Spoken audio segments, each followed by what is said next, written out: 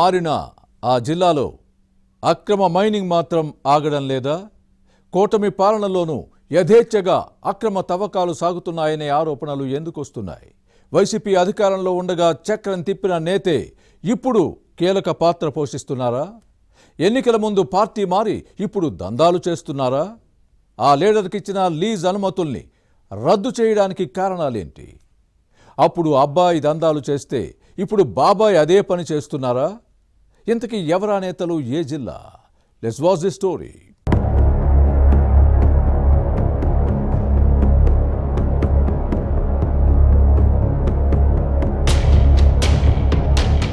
ఉమ్మడి నెల్లూరు జిల్లా ప్రకృతి వనరులు, ఖనిజ సంపదకు పెట్టింది పేరు.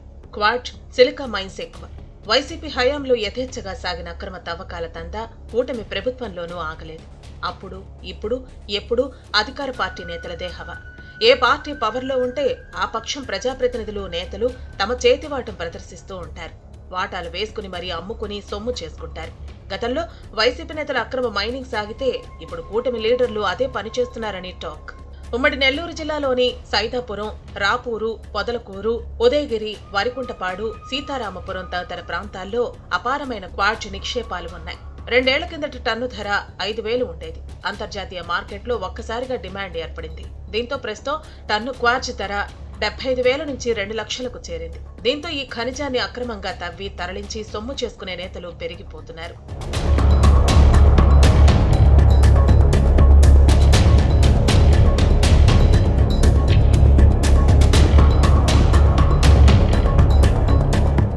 రూప్ కుమార్ ప్రస్తుతం నెల్లూరు డిప్యూటీ మేయర్ గా ఉన్నారు. వైసీపీ మాజీ మంత్రి అనిల్ కుమార్ బాబాయి రూప్ కుమార్.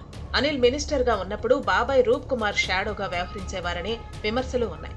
అబ్బాయి తరపున అన్నింటినీ చక్కబెట్టేవారు. అనిల్ ను మంత్రిగా పక్కన పెట్టిన తర్వాత ఇద్దరి మధ్య విభేదాలు తలెత్తాయి. సయోధ్య కుదిర్చేందుకు జగన్ ప్రయత్నించినా ఫలితం లేకపోయింది.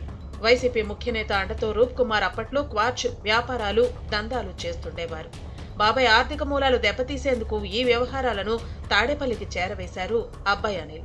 తర్వాత 1.5 ఏళ్ల పాటు అనిల్ కుమార్ ఈ వ్యాపారాలు, దందాలు నడిపారు.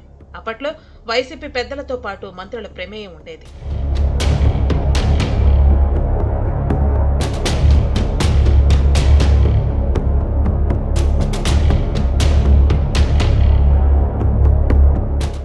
అనిల్ కుమార్ తో విభేదించిన రూప్ కుమార్ గత ఎన్నికల ముందు వైసీపీకి రాజీనామా చేసి టీడీపీలో చేరారు. కూటమి ప్రభుత్వం పవర్లోకి వచ్చిన తర్వాత మళ్లీ క్వార్ట్జ్ వ్యాపారంలో వేలు పెట్టారు. రాష్ట్ర వ్యాప్తంగా ఎక్కడా మైనింగ్ కు అనుమతులు ఇవ్వలేదు. కానీ వారం క్రితం రూప్ కుమార్ గనులకు మాత్రమే పర్మిషన్లు వచ్చాయి. కానీ తేడా కొట్టడంతో అనుమతులను ప్రభుత్వం రద్దు చేసింది. ఓ ద్వితీయ శ్రేణి నేత, అందులోనూ నిన్నగాక మొన్న పార్టీలోకి వచ్చిన వ్యక్తి ఇంతలా చక్రం తిప్పటం అందరినీ ఆశ్చర్యానికి గురిచేసింది. రూప్ కుమార్ ఇప్పటికే గనుల యజమానులను బెదిరించడం మొదలు పెట్టారట. మైనింగ్ లీజులను తమకే బదిలీ చేయాలని, లేదంటే తవ్విన క్వార్ట్జ్ ను తాము నిర్ణయించిన ధరకే అమ్మాలని హుకుం జారీ చేశారని గుసగుసలు వినిపిస్తున్నాయి.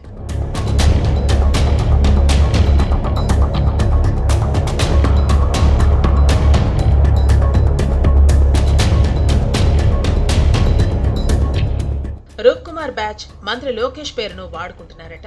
ఈ 4.5 ఏళ్లు దోపిడీకి ప్లాన్ చేసుకుంటున్నారని వినిపిస్తోంది. మైనింగ్ పర్మిషన్స్ కోసం లీజుదారులు గనుల శాఖ మంత్రి కార్యాలయానికి వెళితే రూప్ కుమార్ ను కలవమని పీఏలు చెప్పే పరిస్థితి వచ్చిందని టాక్.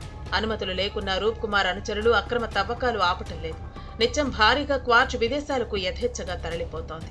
గతంలో మాఫియా నడిపిన వైసీపీ నేతలే ఇప్పుడు రూప్ కుమార్ పంచన చేరి దందాను కొనసాగిస్తున్నారు. ఇటీవల రావూరు పోలీసులు కొన్ని వాహనాలను సీజ్ చేశారు. కానీ రాజకీయ ఒత్తిళ్లతో ఆ తర్వాత నుంచి క్వార్ట్జ్ తరలిస్తున్న లారీల జోలికి వెళ్లటం లేదు. వైసీపీ హయాంలో 10,000 కోట్లకు పైగా విలువైన ఖనిజ సంపద దోచేశారనే ఆరోపణలు ఉన్నాయి. కొందరు గనుల యజమానులు ప్రభుత్వ మాజీ సలహాదారు సజ్జల రామకృష్ణారెడ్డితో పాటు వైసీపీ పెద్దలు, మాజీ మంత్రులపై సిఐడికి ఫిర్యాదు చేశారు. కుంభకోణం మొత్తం బయటపెడతామని, దోపిడీదారులను వదలబోమని కూటమి ప్రభుత్వం చెప్పుకొచ్చింది. కానీ సిఐడి విచారణ ఏవైందో, 6 నెలలైన అక్రమార్కులపై చర్యలు ఎందుకు తీసుకోవటం లేదో ఎవరికీ అంతు చిక్కటం లేదు.